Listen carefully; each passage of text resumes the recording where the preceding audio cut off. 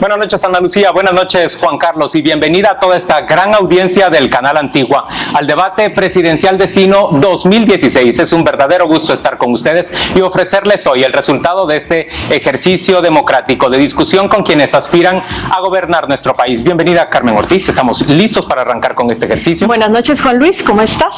Estoy muy contento de poder desarrollar esta discusión, este debate entre aspirantes, pero Carmen, son las 8:03 de la noche y no se ha presentado el candidato de FSN Nación. Se trata de Jimmy Morales.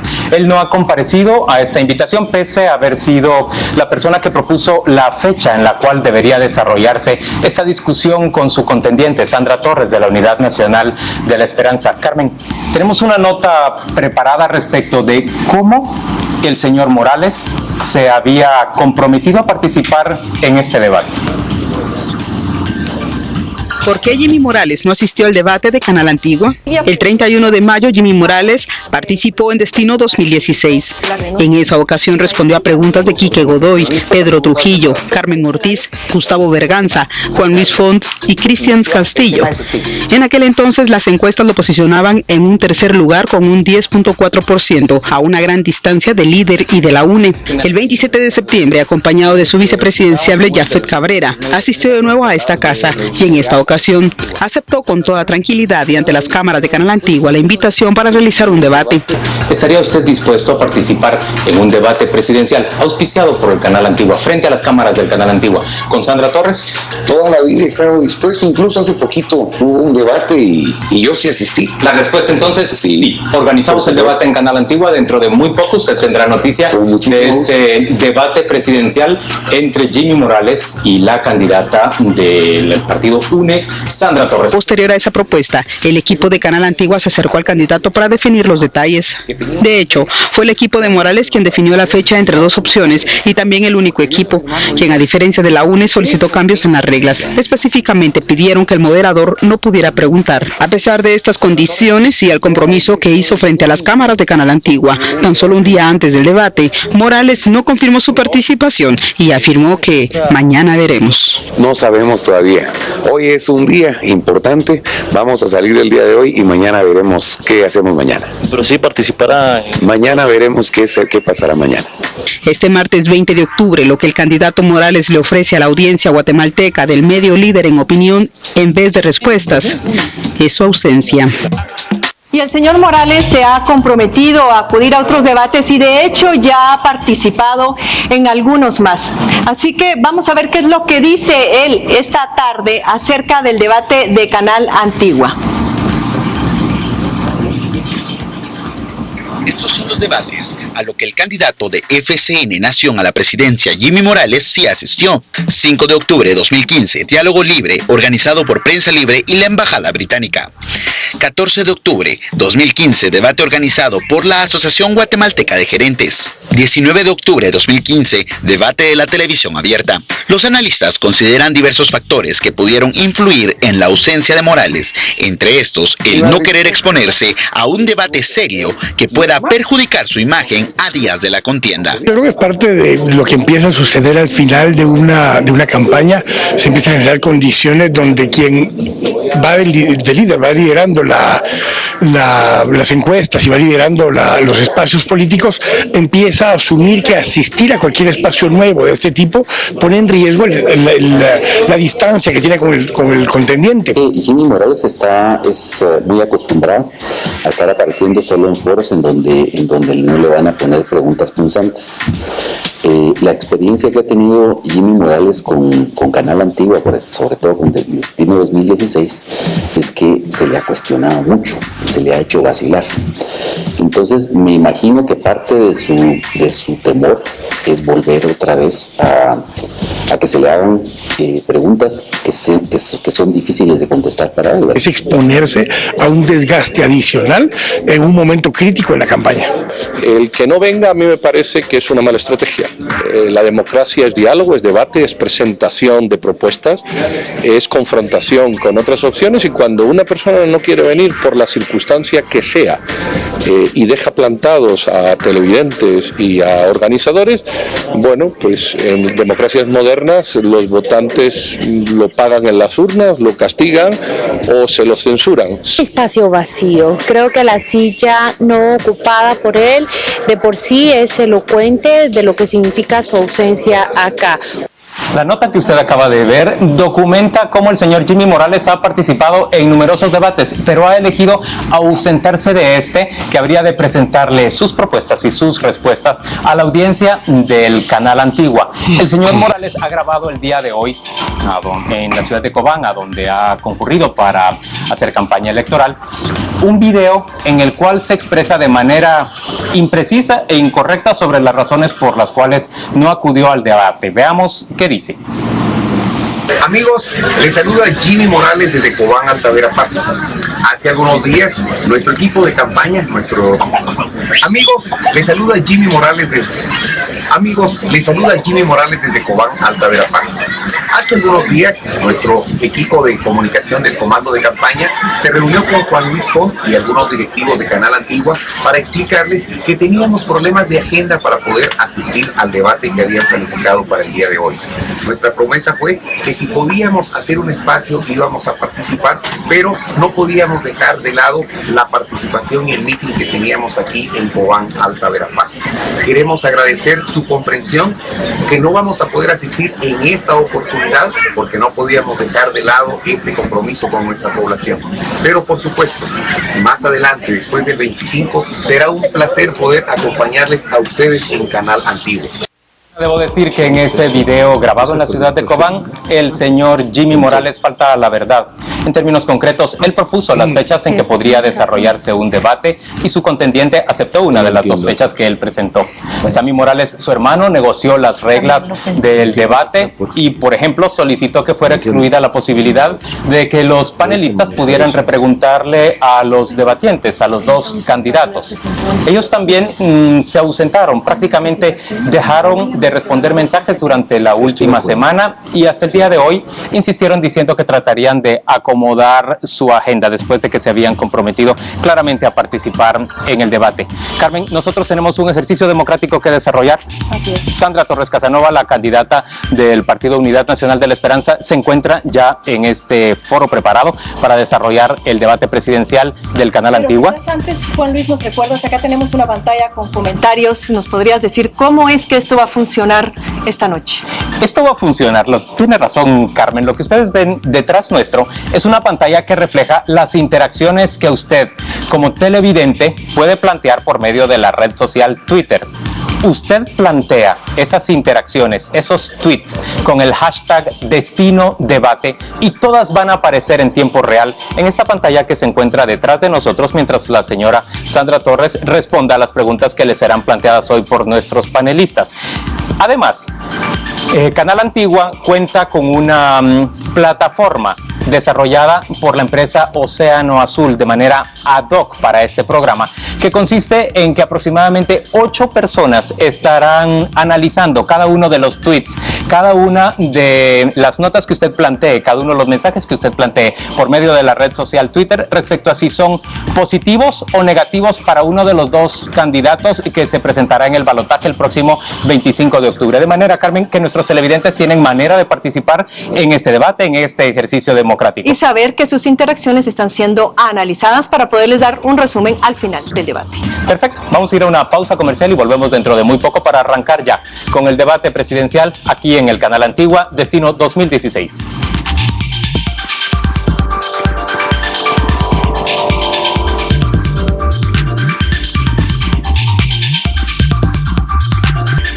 Estamos de vuelta en este debate presidencial del Canal Antigua Destino 2016. Le damos de inmediato, Carmen, la bienvenida a la candidata presidencial de la Unidad Nacional de la Esperanza, Sandra Torres. Ella se encuentra hoy con nosotros. Bienvenida, señora candidata. Gracias por acompañarnos, gracias por cumplir con su compromiso de participar en este ejercicio democrático. Muchas gracias a Canal Antigua por el espacio también, Juan Luis, y la licenciada Ortiz, a cada uno de ustedes. Muchas gracias y quiero agradecer a Dios que me permite estar aquí. Y la verdad, pues, estamos aquí cumpliendo. Yo me comprometí a venir. Usted me llamó varias veces y siempre tuve la buena disposición de venir porque hay que ir a todos los debates. Hay que ventilar las propuestas. Es importante que en esta segunda vuelta la gente pueda conocer y poder profundizar en las propuestas que tenemos los candidatos. Y por eso estoy aquí cumpliendo. Lamento muchísimo que el señor Morales se haya comprometido y no haya venido, porque hubiera sido una buena oportunidad de poder discutir con él y poder ver también las propuestas que él tiene y sobre todo conocer su programa de gobierno, porque hasta este momento no lo conocemos. Gracias por estar el día de hoy acá. Y presentamos también a nuestros panelistas. Nos acompañan esta noche Pedro Trujillo, Claudia Méndez Arriaza y Quique Godoy García Granados. Nosotros hemos definido unas normas que fueron conocidas por los equipos de comunicación de los candidatos a la presidencia que participan en la elección del próximo domingo. Esas normas el día de hoy quedan sin relativa validez, puesto que no se ha presentado, no ha comparecido el señor Morales y no va a poder producirse un debate en sentido estricto. Pero vamos a presentarles cuáles son las normas que habían sido acordadas. Bueno, pues cada candidato iba a responder a una pregunta planteada por uno de nuestros panelistas. Para ello iba a tener 1 minuto y medio de respuesta. Inmediatamente se iba a tener 1 minuto para que el contendiente pudiera contraponer su opinión sobre lo dicho por el primer candidato. Y por último, el candidato a quien se le había planteado originalmente la pregunta tendría 30 segundos para replicar. El micrófono se apagará al finalizar el tiempo estipulado para cada intervención. Ahora vamos a hacerlo de una manera distinta. Y doña Sandra Torres ha aceptado responder incluso las preguntas que se le iban a plantear a Jimmy Morales en su oportunidad. De esa manera, nuestros panelistas van a realizar todas las preguntas en 6 distintos ejes, que son seguridad y justicia, salud, economía, gestión pública, finanzas y educación. Doña Sandra Torres tendrá 1 minuto y medio para responder a cada pregunta. Inmediatamente nuestros panelistas harán una repregunta, para lo cual ella tendrá 1 minuto adicional para responder y seguidamente se procederá con la que continúa. Para iniciar, vamos a presentarle a Sandra Torres la pregunta que estaba planteada en 2 minutos de respuesta para cada uno de los contendientes. Y esa pregunta arranca con una aspiración de los guatemaltecos. Los guatemaltecos queremos saber cuál es su visión de país, cuál es el sueño del país al que su proyecto político querría encaminar a Guatemala. Hablemos de 30 años plazo. ¿Cómo sueña usted que sea Guatemala en 30 años a partir de esta fecha? Bueno, siempre lo he dicho, yo sueño con un país unido, una Guatemala en paz, respetada y sobre todo poder combatir la pobreza, los grandes problemas que hoy tiene Guatemala, empezando por una transformación política que es necesaria y obviamente el país necesita combatir la pobreza, generar empleo, que nuestros jóvenes tengan la oportunidad de tener educación, de tener salud, de tener desarrollo, de que Guatemala pueda salir adelante, pueda tener un crecimiento económico que supere nuestras expectativas de pobreza, que nuestro país pueda ser respetado en el ámbito internacional, poder destacar ese liderazgo a nivel de Centroamérica que es necesario, poder atender a más de 1,5 millones de migrantes que hay en Estados Unidos, poder crecer más allá de lo que hemos crecido económicamente hasta el momento. La propuesta que yo tengo en mi plan de gobierno es precisamente un crecimiento de un 6% por lo menos en los últimos 2 años. Hoy por hoy vamos a encontrar a un país colapsado, pero quiero decirle a la población que me está viendo y que me está escuchando que hay esperanza. Esa esperanza la vamos a construir, pero la tenemos que construir todos juntos. Y yo he hecho una invitación a todos los sectores, que hagamos un solo país, una sola Guatemala, una sola sociedad, uniendo el campo con la ciudad, uniendo el área rural con el área urbana, uniendo a los pobres con los que tienen más, para que nuestro país pueda vivir, nuestra gente pueda vivir en paz y podamos tener un país próspero, en desarrollo y con unidad.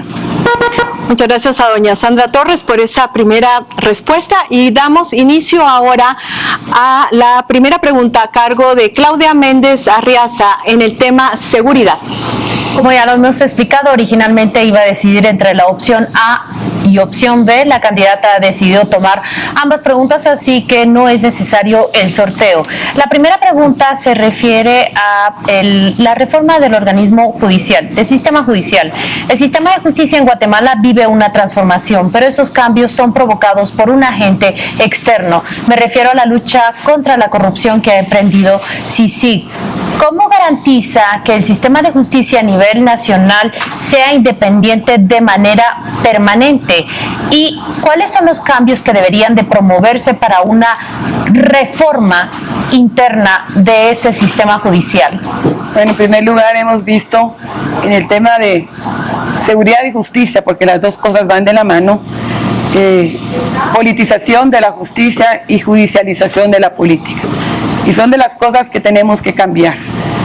Hay que fortalecer la carrera judicial, pero obviamente nosotros estamos proponiendo en mi plan de gobierno cambios a la Constitución muy puntuales, muy contundentes en el tema de justicia, y son cambios que tenemos que socializar, tenemos que hacer acuerdos con los sectores, con el Ministerio Público, con el mismo organismo judicial, para que la elección de magistrados ya no tenga que llegar al Congreso, sino sea otro sistema de elección de nuestros magistrados, porque no podemos seguir soportando que se politice cabalmente la justicia. Cuando la elección de magistrados llega al Congreso, eso es precisamente lo que sucede. Entonces hay que cambiar el sistema de elección, fortaleciendo la comisión de postulación, fortaleciendo y que se respete la carrera judicial, y de esa forma poder tener una justicia independiente, respeto a la independencia de poderes. Subrayo entonces dos propuestas puntuales que concluye en su respuesta. Primero, cambiar el sistema de elección de magistrados y luego fortalecer la carrera judicial. Muchos expertos consideran que se garantiza esa independencia permanente a través de jueces vitalicios. ¿Qué piensa usted sobre esa propuesta? Es parte de los cambios que hay que hacer, fortaleciendo precisamente la carrera judicial y haciendo esos cambios de fondo. La lucha no es solo en contra de la corrupción, sino en contra de la impunidad. Y para poder luchar contra la impunidad tenemos que hacer cambios estructurales. Y es uno de los cambios estructurales que estoy proponiendo, es precisamente que la elección de magistrados ya no vaya al Congreso, para que no se politice la justicia, y que hayan jueces vitalicios, como sucede en otras partes del mundo, para poder evitar precisamente esa politización de la justicia. Muchas gracias. Vamos entonces ahora a plantear la pregunta que debía responder el candidato Jimmy Morales. En El Salvador, el gobierno de Mauricio Funes facilitó una tregua entre gobierno y pandillas. ¿Consideraría usted como presidente que es momento de negociar con las pandillas para abatir los índices de violencia? Y de no ser así, ¿qué estrategia seguiría entonces? Yo nunca voy a negociar con criminales, ni voy a negociar con delincuentes. Eso es un error, tener que doblar rodillas en frente de la delincuencia. Más bien, nuestra propuesta va enfocada a una seguridad democrática. Y cuando hablamos de seguridad democrática, también estamos hablando de prevención. Tenemos muchísimos jóvenes, más de 100,000 jóvenes, no solo en Guatemala, sino también en el caso de El Salvador, que están participando en pandillas juveniles. Y es por la falta de oportunidades, por la falta de programas de prevención. Nosotros estamos proponiendo, dentro del enfoque de seguridad democrática, precisamente invertir en programas de prevención, en educación, porque también educación es prevención. Y nuestros jóvenes en Guatemala no tienen ni siquiera la oportunidad de una educación media. Hoy por hoy la cobertura llega apenas al 48%. Entonces, parte de de la prevención es educación, invertir también en empleo, trabajo, en emprendimiento. Tenemos que preparar a nuestros jóvenes que también estén ocupados, porque un joven que no trabaja ni estudia delinque, y por eso vemos muchísimos menores de edad ya en pandillas organizadas, no solo en Guatemala, sino también en otros países, porque ya las pandillas trascienden fronteras, como lo hemos visto en El Salvador. Muchas gracias por su respuesta. Es el turno de Pedro Trujillo. Él plantea las preguntas sobre el eje de salud. Muy bien, señora Torres. Lo primero es darle las gracias por honrar su compromiso y estar aquí hoy. En el tema de salud, sabe usted que el presupuesto ha ido subiendo prácticamente todos los años.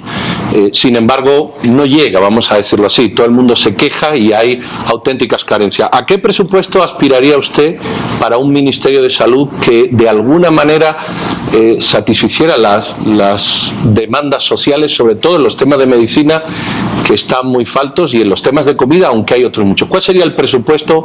¿Cómo lo conseguiría? ¿Y cómo daría la posibilidad de que las personas accedan sustancialmente a los medicamentos? Bueno, nosotros estamos proponiendo en nuestra propuesta de programa de gobierno alrededor de 600 millones de quetzales en salud, pero más allá de eso tenemos que terminar primero limpiando el sistema de salud, porque hoy está infectado de tanta corrupción, tanto en el sistema en la compra de medicinas como en todo el sistema de salud. Obviamente el sistema de salud está totalmente colapsado, cuando sabemos que salud es vida, que es uno de los derechos constitucionales que tienen todos los guatemaltecos y guatemaltecas. Y obviamente hay muchísimas acciones que tenemos que tomar para mejorar nuestro sistema de salud, pero antes que nada limpiar el sistema de salud. Salud hoy por hoy tiene 48 sindicatos, no podemos seguir teniendo un sistema de salud que esté también con tanto sindicalismo, que somos respetuosos de los sindicatos. Lo que no realmente cuestionamos son los excesos y los abusos, y creo que en el tema de salud debe de unirse esos sindicatos para que hayan por lo menos 1 o 2 sindicatos que puedan tener también los trabajadores sus derechos, porque tenemos que respetar ese derecho, pero no podemos seguir manteniendo excesos ni tampoco abusos en los pactos colectivos. Hay que limpiar el sistema, hay que recuperar la salud en los 3 niveles, a nivel comunitario, que está totalmente colapsado, y sobre todo combatir los niveles de corrupción que hoy está intentando el sistema de salud. Limpieza de corrupción y colapso son 2 palabras o 2 ejes en los que usted ha sustentado su reflexión. ¿Usted estaría por reconocer, promover o estudiar un sistema de asistencia público-privada donde lo que no se puede en lo público, al menos parcial o incluso de una manera definitiva, se pudiese hacer en lo privado? En el tema de salud pública yo le diría que no estamos preparados para eso. En el tema de seguridad social, porque es parte del sistema de salud, ahí sí estamos planteando nosotros abrir a la seguridad social para generar competencia y que los otros seguros privados lleguen a dar ese servicio también, para que en la seguridad social realmente recupere su origen por la cual fue fundado cuando lo fundó el presidente Juan José Arévalo, que era que funcionara como una caja de seguros. Y eso nos puede abrir ese espacio, no exactamente público-privado, pero sí dejar que participen los seguros privados. En el tema de seguridad pública, lo que hay que hacer ahí es un registro único de proveedores, de beneficiarios, donde podemos ver que hay personas que pueden pagar 5 quetzales por una consulta médica, que pueden pagar 10 quetzales partiendo de un estudio socioeconómico, porque hay gente que sí lo puede hacer. Entonces yo no le llamaría un modelo público-privado, porque no podemos violar la Constitución. La Constitución es clara que la salud y la educación debe ser gratuita, pero sí en el tema de poder garantizar una salud de calidad es poder hacer un estudio socioeconómico donde van a haber personas, inclusive de la clase media, si les damos un servicio de calidad, que pudieran pagar una cuota simbólica. Muy bien, la segunda pregunta, que también está para el candidato que no asistió, dice así: aproximadamente 3.800.000 trabajadores están en relación de dependencia. Sin embargo, únicamente el 34%, 1.300.000, son los que están cubiertos por la seguridad social. Hay 2 preguntas aquí. La primera es: ¿Cómo incorporaría usted el resto, ese 66% que falta? Y la segunda sería si su gobierno pagaría o haría el aporte patronal del Estado al IJ, que como usted sabe es una deuda histórica. Sí, bueno, aquí hay dos problemas. Uno es lo que el Estado le adeuda al Instituto de Seguridad Social, que es más o menos, estamos hablando de 12.000 millones de quetzales, que hay que hacer un acuerdo de ver cómo el gobierno pueda empezar a amortizar esa cuota para que realmente la seguridad social pues tenga un servicio de calidad, pero también más allá de eso es la propuesta que estamos haciendo de abrir el seguro social para que el trabajador, el beneficiario pueda escoger con qué seguro pueda trabajar. En el tema de la economía informal, obviamente, pues si el seguro social está actuando como un seguro, una caja de seguros, pues también puede optar a un seguro, inclusive a un fondo de pensiones más adelante, donde un trabajador informal puede ser en un proceso de poderse formalizar a través de un seguro, pero hay que darle algo a cambio, una cuota mínima donde pueda ser beneficiado y de esa forma desfogar también el sistema de salud que hoy está no solo colapsado, sino también está atendiendo prácticamente a toda la población, inclusive ese 62% de la economía informal que no paga seguridad social, asiste a un centro, a un hospital o a un centro de salud, a un centro de convergencia que hoy pues está colapsado. Muchísimas gracias, señor Torres. Vamos en este momento a la pausa comercial y volvemos dentro de muy poco para seguir conversando con la candidata presidencial Sandra Torres de la Unidad Nacional de la Esperanza. Quique Godoy, a la vuelta de la pausa comercial, habrá de plantearle las preguntas sobre el eje de economía y generación de empleo.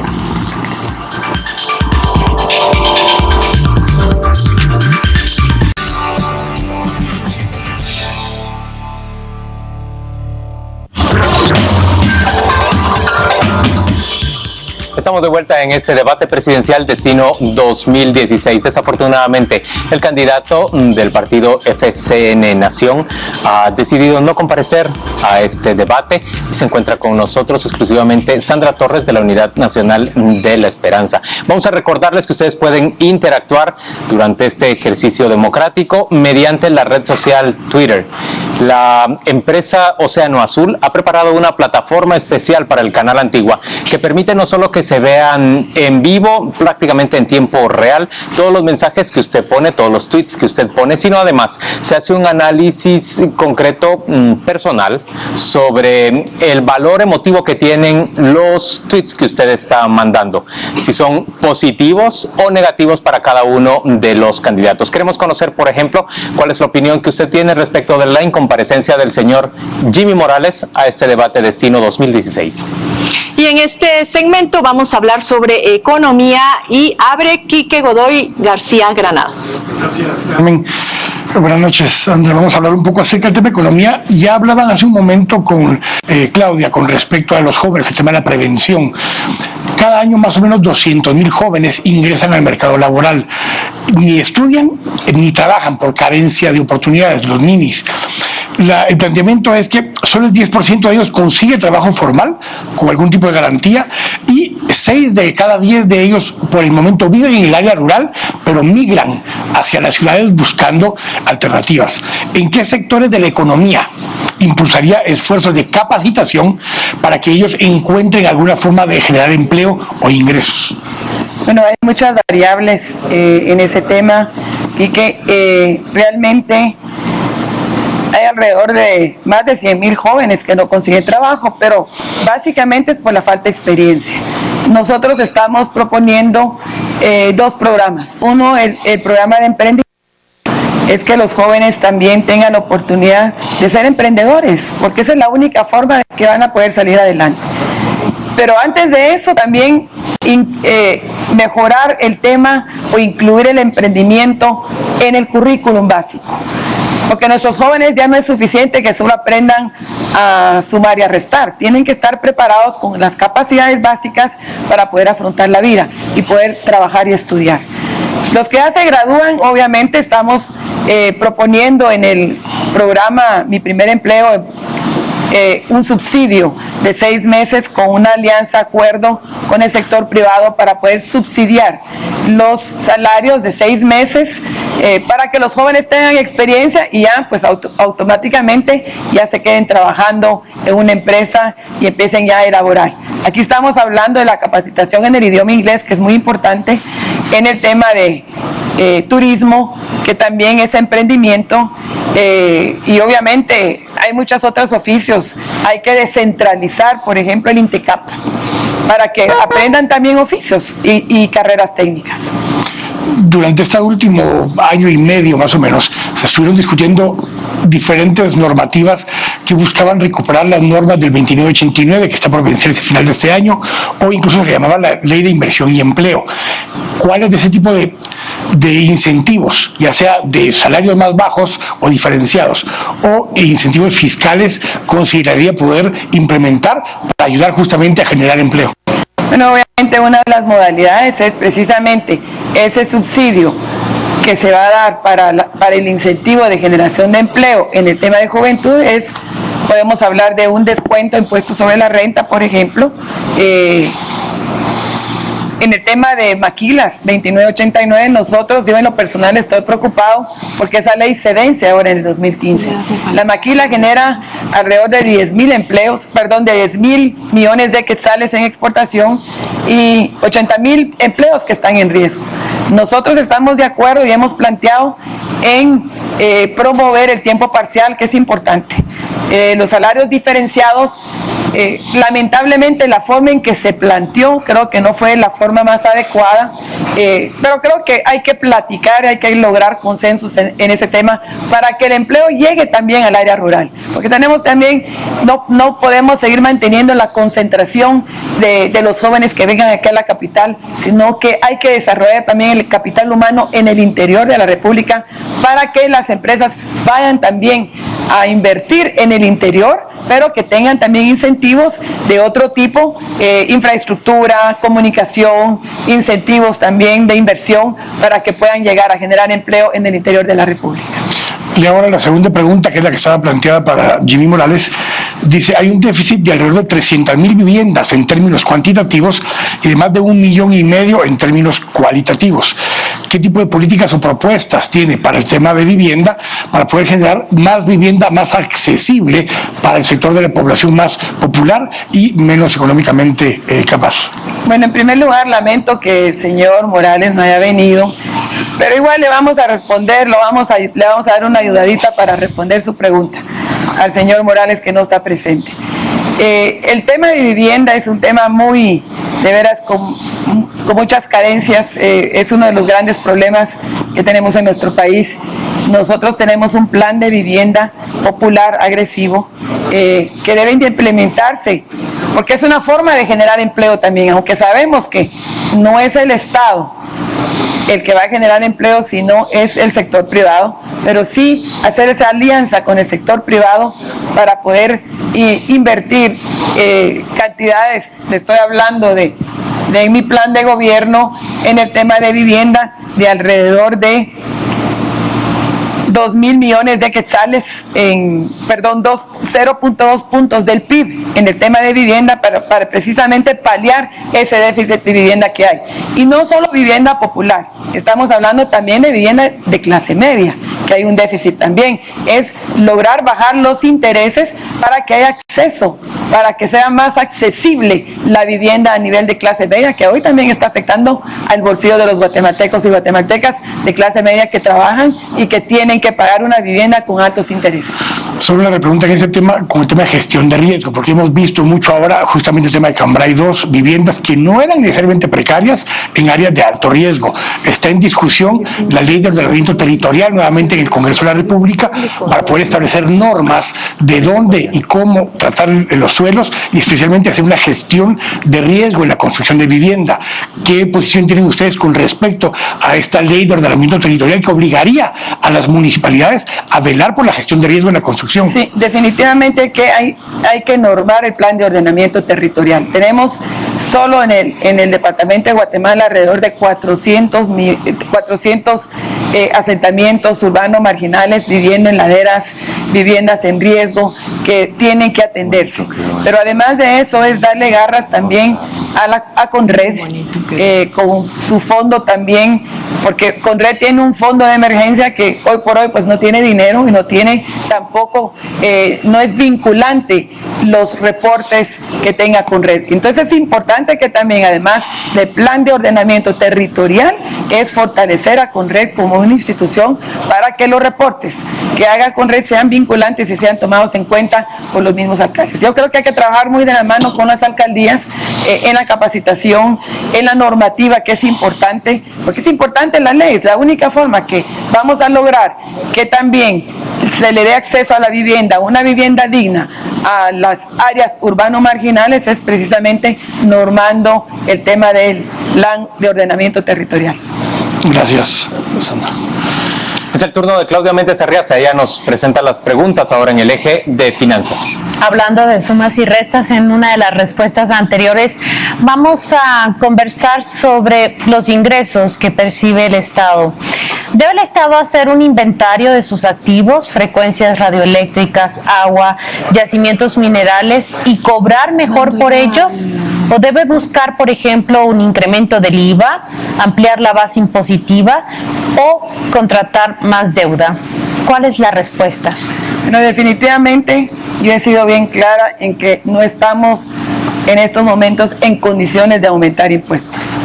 Yo he sido bien clara y muy contundente en ese tema, porque los impuestos van de la mano con la transparencia. Primero tenemos que ordenar el Estado, tenemos que fortalecer las instituciones como la SAT, las aduanas, para mejorar la recaudación y terminar con la corrupción y la evasión que hoy está castigando al país. Obviamente hay frecuencias como la frecuencia 4G de las celulares que está ahí pendientes, que yo he planteado de que se debe licitar esa banda 4G, y de ahí estaríamos hablando de alrededor de 3.000 millones de quetzales mínimo que podría estar ingresando el Estado y que nos ayudaría desde el primer mes de gobierno si empezáramos desde ya a preparar las bases de licitación, pero es un buen ingreso. Las radiofrecuencias también, el espectro es del Estado, y tenemos que precisamente hacer un inventario de qué es lo que tenemos para ver de qué forma nos vamos agenciando de fondos. Impuestos no es el momento más adecuado para hablar de impuestos. Yo estoy totalmente en contra de los impuestos porque se hizo una reforma tributaria en el 2012 que no funcionó. Más bien hay que regresar al descuento del IVA del impuesto sobre la renta para poder agenciarse de más impuestos. Muy bien. Vamos a plantear ahora la pregunta que estaba destinada para el candidato Jimmy Morales, y es: Guatemala ocupa uno de los últimos lugares en el mundo en gasto público con relación a su Producto Interno Bruto. En los últimos años este ha oscilado entre 14.5 y 15.9%. ¿A cuánto aspira a que llegue el gasto público durante su gobierno?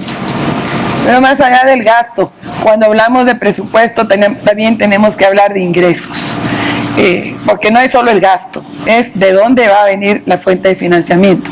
Nosotros estamos proponiendo en mi plan de gobierno aumentar la carga tributaria de 10.9 en los 4 años, llegar a un 13.2 para poder asumir los compromisos que yo tengo en mi programa de gobierno. Aquí estamos hablando de fortalecer la inversión social, el gasto social, que obviamente es importante.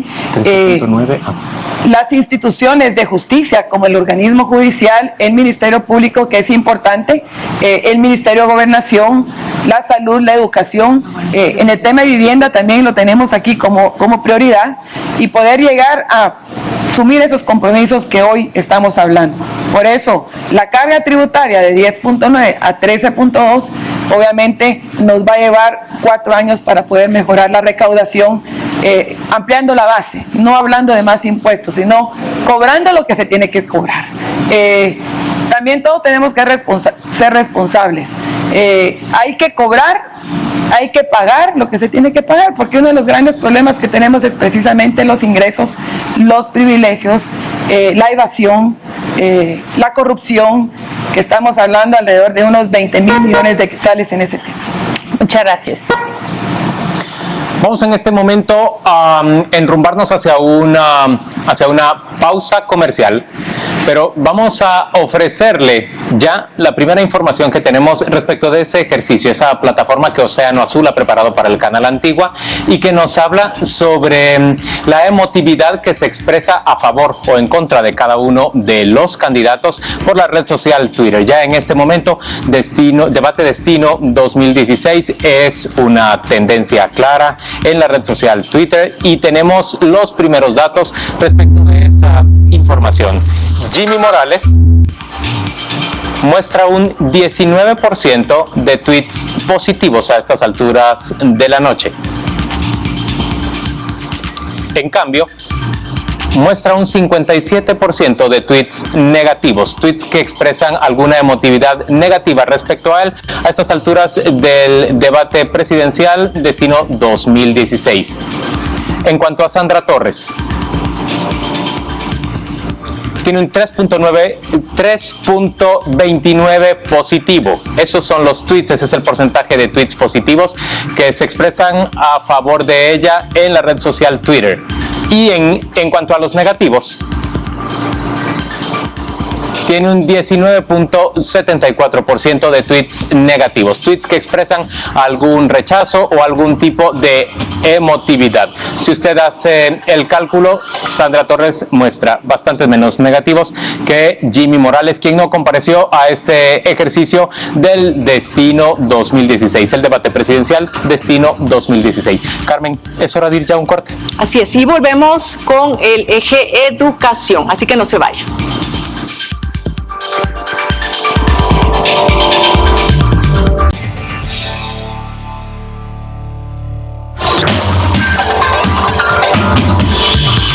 Este debate presidencial Destino 2016 y estamos listos para presentar las siguientes preguntas para la candidata de la Unidad Nacional de la Esperanza, Sandra Torres. No se ha presentado, no ha comparecido el día de hoy el candidato de FCN Nación, Jimmy Morales. Él ha dicho que tenía compromisos previamente adquiridos, ha estado haciendo campaña en Cobán. Desafortunadamente no informó de esos compromisos apropiadamente u oportunamente al Canal Antigua. De hecho, él fue quien propuso la fecha en la que se realizaría este debate. Vamos a arrancar de nuevo con este ejercicio, pero vamos a invitarle también para que al concluir nos acompañe con un panel completo de comentaristas y periodistas del Canal Antigua que habrán de discutir sobre el contenido de esta presentación. Y en este momento abre este tercer segmento de preguntas Pedro Trujillo sobre la categoría educación. Muy bien, señora Torre, antes nos tocó salud, ahora educación. Los dos pilares, o dos de los pilares más importantes, ¿verdad?, que o asignatura pendiente que queda cualquier gobierno que llegue al poder. Unos datos: 1 de cada 4 estudiantes gana únicamente las pruebas de lenguaje y prácticamente 1 de cada 10, incluso menos, las de matemáticas. Pero eso no es lo peor es que prácticamente la mitad de los maestros no gana siquiera las pruebas de lenguaje y 1 de cada 3 son los que ganan, es decir, 2 de cada 3 no lo hacen, las pruebas de matemáticas. ¿Cómo entrarle a este problema? No solo de la perspectiva del alumno, es decir, alumnos mal formados, vamos a decirlo así, sino también de la perspectiva de los profesores que no dan la no llegan al nivel deseado y evidentemente los alumnos pues salen no peor que ingresaron, pero no mucho mejor. ¿Qué propuestas tendría usted para profesores y alumnos y el sistema educativo? Bueno, la educación es el corazón de mi programa de gobierno y un país que necesita progreso tiene que invertir y priorizar el tema de educación. Obviamente el tema incluye tanto alumnos como la comunidad y también profesores, maestros. La inversión en educación hoy por hoy Tenemos alrededor de $140 que el Estado invierte al año por alumno, cuando tenemos países como Costa Rica que invierten alrededor de $1.000 al año por alumno, lo cual es una gran diferencia de ver cómo un país como Costa Rica está invirtiendo mucho más de lo que nosotros como país estamos invirtiendo en el tema de educación. Y hago esta comparación porque es importante que la inversión en el desarrollo del capital humano, que involucra tanto la salud como la educación, es importante para que nuestro país sea competitivo.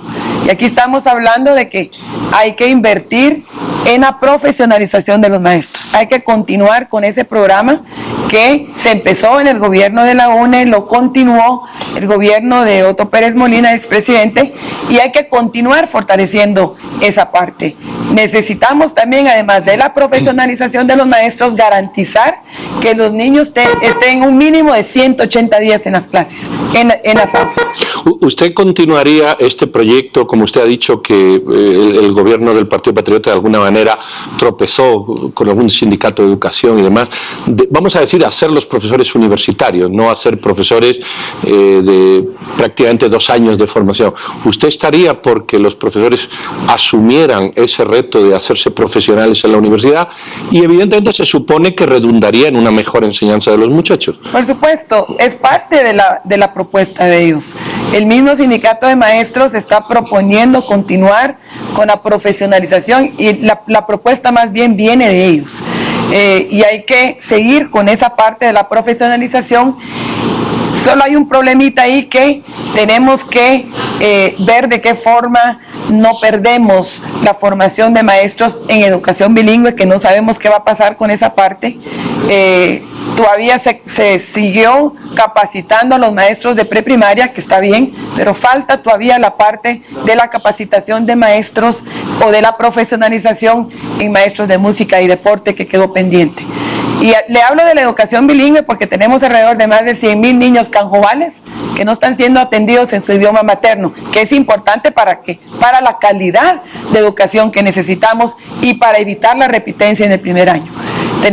Eso significa que hay que invertirle más financiamiento, más inversión en el tema de educación, sobre todo en el tema de profesionalización, porque vemos cómo el mismo maestro que está formando el bachillerato en magisterio es el mismo maestro que está dando las clases de la profesionalización en la universidad. Entonces no hay diferencia en los maestros que están profesionalizando a nivel universitario a los maestros. Hay que ver de qué forma mejoramos la capacitación y la profesionalización del maestro para lograr y poder garantizar la calidad.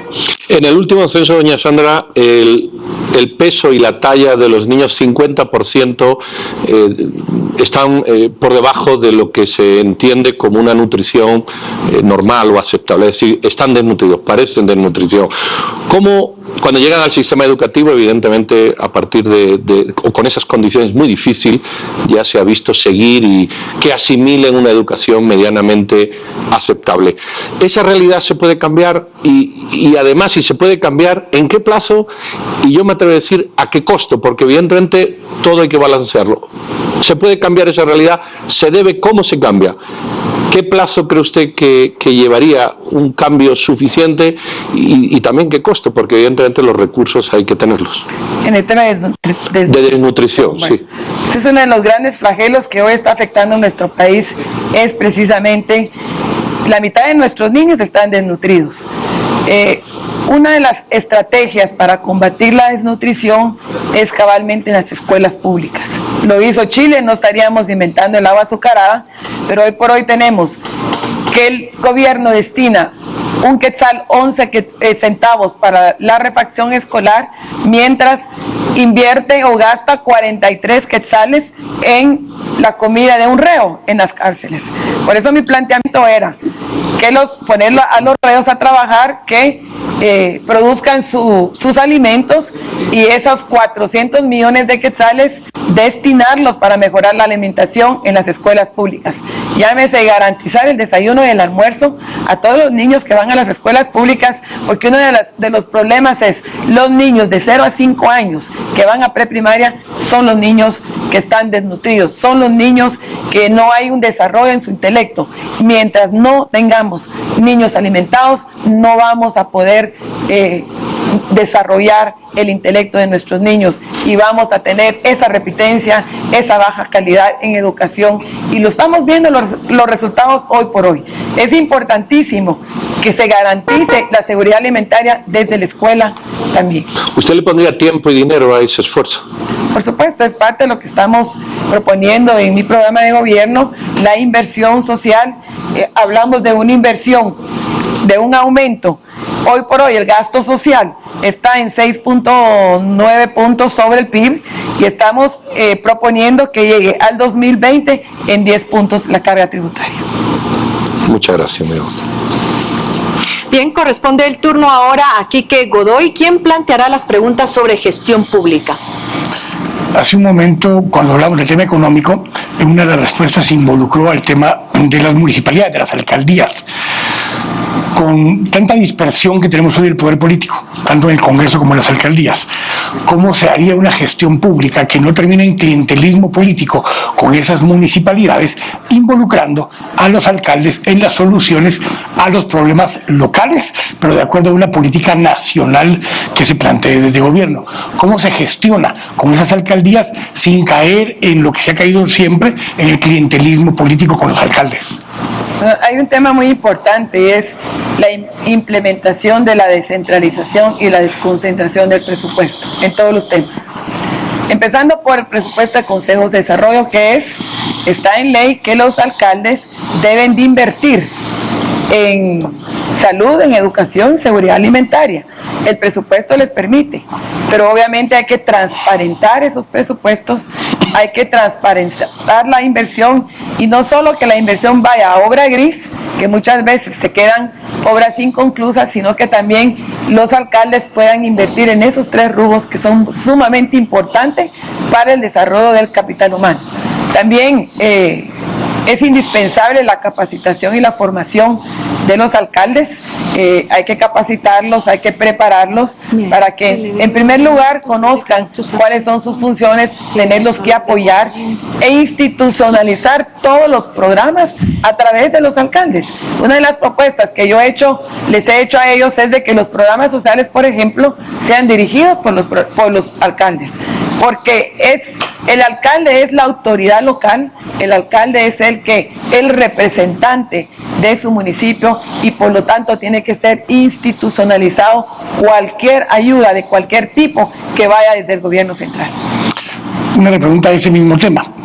En principio, quien está mandado desde gobierno a hacer ese rol es el INFOM, el Instituto de Fomento Municipal. Sin embargo, no solo no lo hace, los alcaldes lo ven como un enemigo hacia sus estructuras, pero además como una estructura chantajista que les saca dinero a cambio de proyectos y de financiamiento.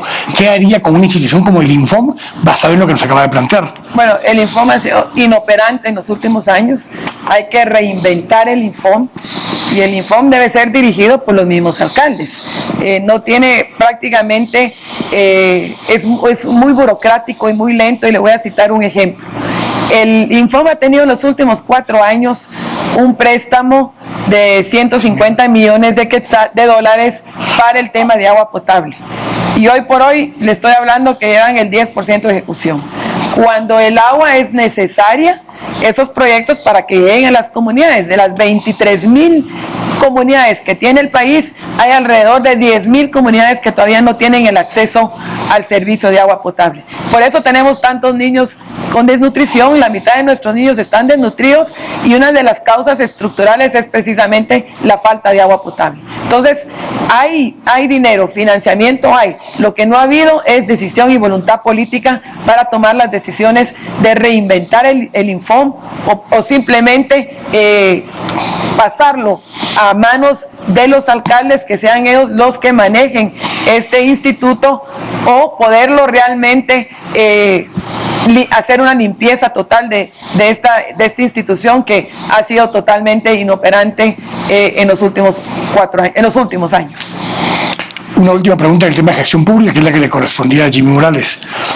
Hay un riesgo latente o inminente de que empezando el próximo año hubiera nuevamente manifestaciones o acciones de bloqueos de carreteras y demás de parte del Sindicato de Maestros y del Sindicato de Salud, liderados por Javier Acevedo y por Luis Lara, en exigencias para el cumplimiento de los compromisos adquiridos en los pactos colectivos. ¿Cuál sería la posición de un gobierno presidido por usted ante esas demandas y ante la posibilidad de un año 2016 con paros tanto en salud como en educación? En primer lugar, he sido bien clara en decir que soy respetuosa del sindicalismo, que no solo es constitucional, sino hay acuerdos con la OIT que manda que todos los estados deben de firmar, deben ser respetuosos del sindicalismo. Está en los acuerdos 87-98 de la OIT y somos respetuosos y somos institucionales. Tenemos que reconocer, como yo dije anteriormente, que hay excesos también, abusos dentro de los mismos pactos colectivos que deben de ser eliminados y debe de haber acuerdos con los sindicalistas. Ellos ya están en una posición ahora de entender que tiene que ser financieramente viable cualquier pacto colectivo que se tenga que trabajar con ellos.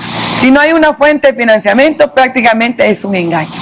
Yo le puedo decir que en el presupuesto 2016 no está incluido el pacto colectivo del magisterio. Entonces es algo que ellos tendrán que analizar y ver de qué forma, al asumir la presidencia en el 2016, poder hablar con ellos, de poder discutir este tema, porque no está incluido, ni siquiera dentro del espacio presupuestario, ni siquiera considerado en el presupuesto del Ministerio de Educación.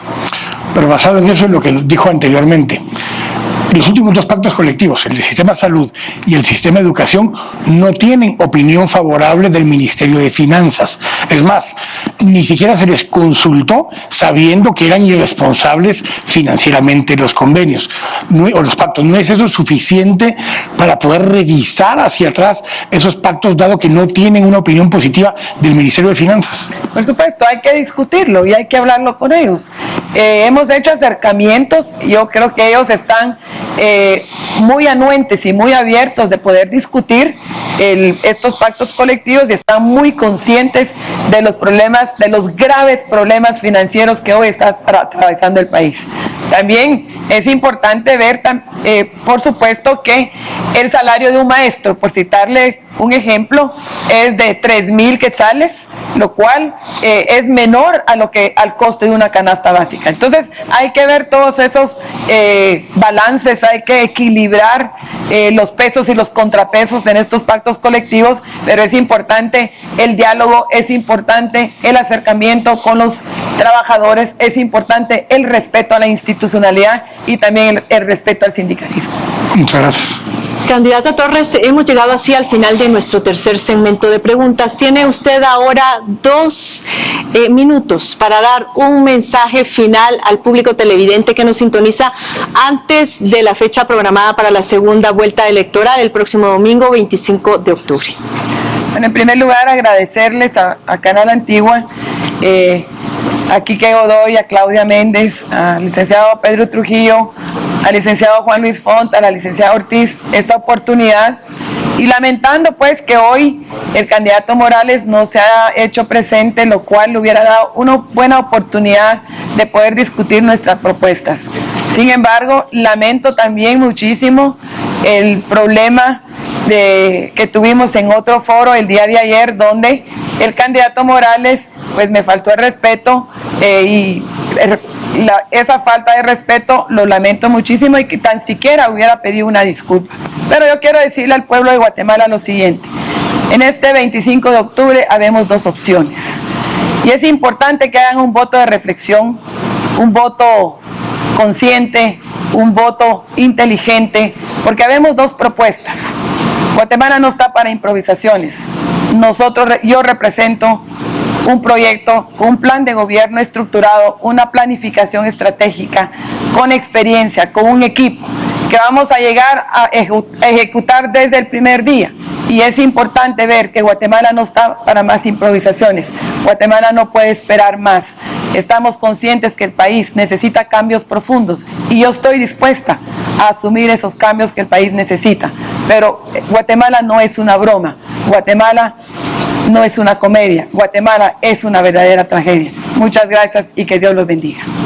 Sandra Torres, gracias por su presentación el día de hoy en el debate presidencial Destino 2016 que ha concluido en este momento, pero le pedimos a toda nuestra audiencia que nos acompañe porque a continuación un panel de expertos y de periodistas que estará integrado por Paolo Hurtado, por Cristian Castillo y por Adrián Zapata habrán de discutir el contenido de esta presentación. Por supuesto también habrán de discutir sobre la incomparecencia del candidato Jimmy Morales.